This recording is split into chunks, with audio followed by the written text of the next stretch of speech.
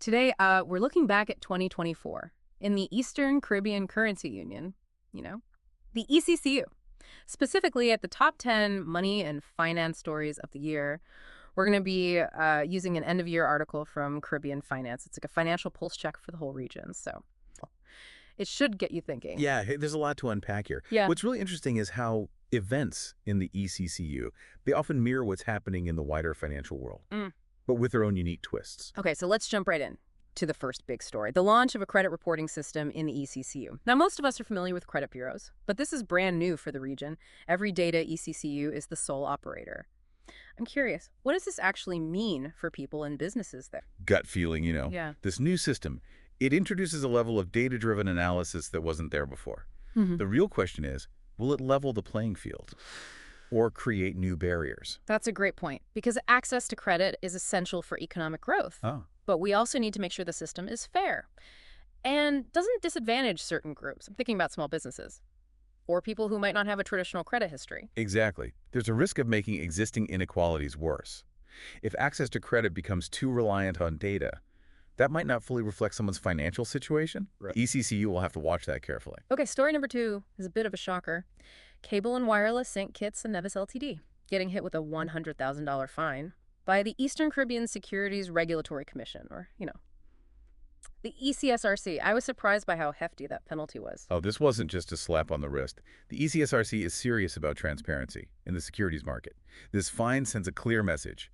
Disclose what you're supposed to, or face the consequence. It makes you wonder how this lack of transparency might have impacted investors in the past, especially in a region that's trying to attract more foreign investment. It definitely raises concerns about corporate governance in the ECCU.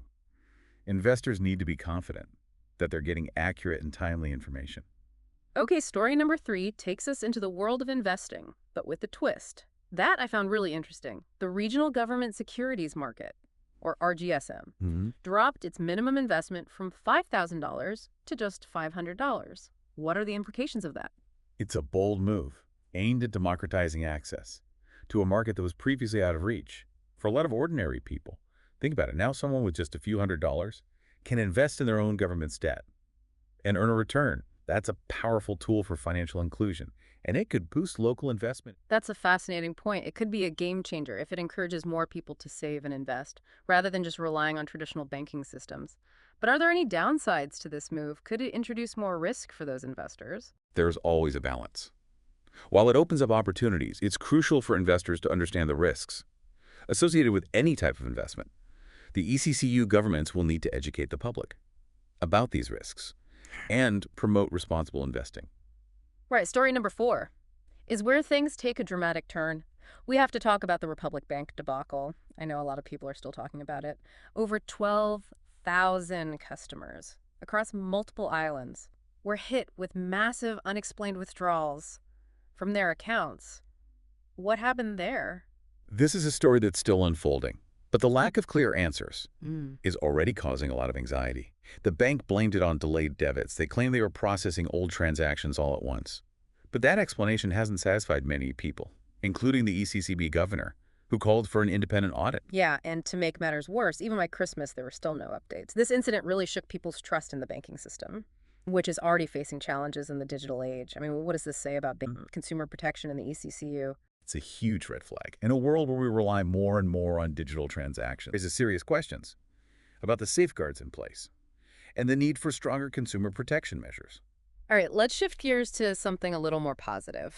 Story number 5 highlights St. Kitts and Nevis's investment in youth financial literacy.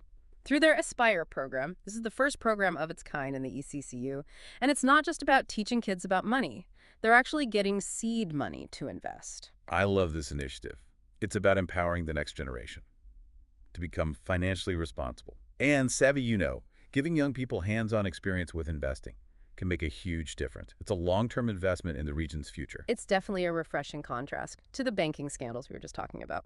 Okay, story number 6 focuses on a common frustration for anyone who's banked in the ECCU: rising fees, technical glitches, a general lack of responsiveness from financial institutions. But it seems like consumer financial protection is finally on the horizon. It's about time. The ECCB has gotten approval to strengthen consumer protection laws, which is a major step in the right direction. This could mean clearer fee structures, better dispute resolution processes, more accountability for financial institutions. So if you're a consumer in the ECCU, you could actually see improvements in your banking experience. That's the hope, of course. The devil's in the details. We'll have to see how these new laws are implemented and enforced. But it's a significant shift in the ECCU's approach to financial services. All right, story number 7 tackles another issue. That's been a barrier to financial inclusion in the ECCU, the difficulty of getting multiple forms of ID. Imagine needing 2 pieces of photo ID just to open a basic bank account. It's a catch-22, especially for vulnerable populations Ah. who might not have those documents. So the ECCB worked with banks and credit unions to simplify the process, allowing people to open a basic bank account with just one photo ID and no minimum balance requirements. It's a small change that could have a big impact. Absolutely. It's a step towards making financial services more accessible to everyone. Okay, story number 8 takes us to Anguilla, where they're taking a unique approach to financial literacy. They're focusing on digital financial literacy for children, bringing the program directly to primary schools. This is a brilliant move. In today's digital world, it's essential for kids to learn how to navigate online banking, mobile payments, all the other aspects of digital finance.